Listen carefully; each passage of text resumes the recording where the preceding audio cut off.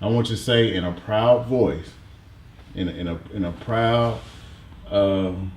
proud voice, I am President Barack Obama. Okay? Ready? In five, four, three, two. I am President Barack Obama. I was born on August 4th, 1961 in Hawaii.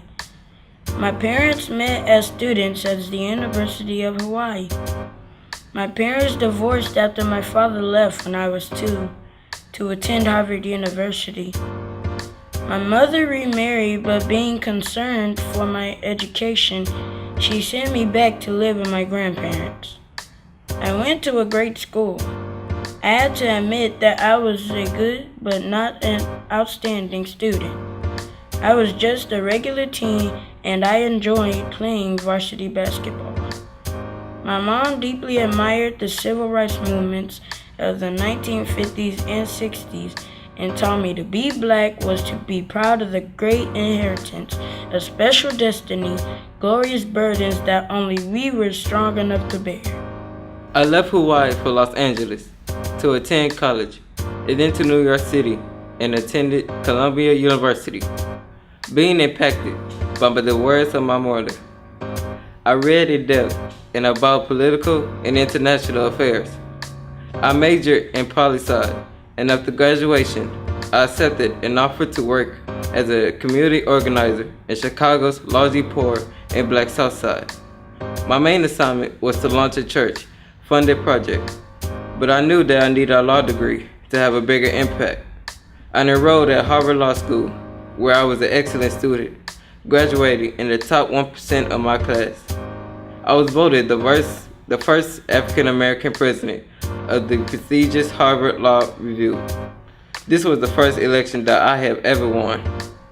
After being elected, I was asked to write an autobiography. I wrote about the struggles of being an African American teen raised by my white grandparents. In 1988, I accepted Jesus as my Savior and was baptized. While doing my summer internship in Chicago, I met the woman of my dreams, Michelle, who continues to stand by my side today. I was elected to the Illinois State Senate in 1996. In 2004, I became the first African American to be elected to the U.S. Senate from the state of Illinois. As I ascend up the political ladder, I had to stop and think of those African Americans whose blood, sweat, and tears paved the way for me to be in this position I am blessed to be in now. Leaders such as Rosa Parks, who was the mother of civil rights movements, Reverend Dr. Martin Luther King, who lost his life in the movement, Thurgood Marshall, the first black Supreme Court justice, just to name a few. However, there were millions of others who fought for the equality, not just for African Americans, but also all people as well. My national exposure came to the 2004 Democratic National Convention, where I was a keynote speaker. There I proclaimed, there is no Black America, White America, Latino America, nor Asian America. There is only the United States of America. That speech and the exposure to the nationwide audience laid the foundation to what became my race for the presidency of the United States. In 2008, I became the first African American to serve as President of the United States of America.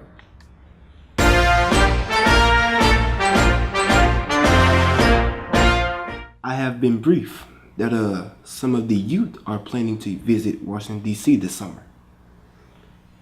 I see Dr. Gustav Booker and his late wife, Dr. Theola Booker, has made some pretty marvelous works in this community. Well, since you're visiting Washington, D.C., why don't you come and visit me?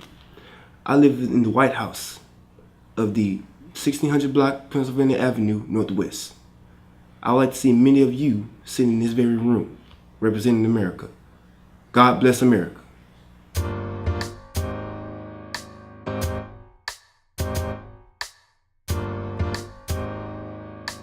I am Mitchell Craney. My name is Daryl Lewis. My name is Chris Coleman.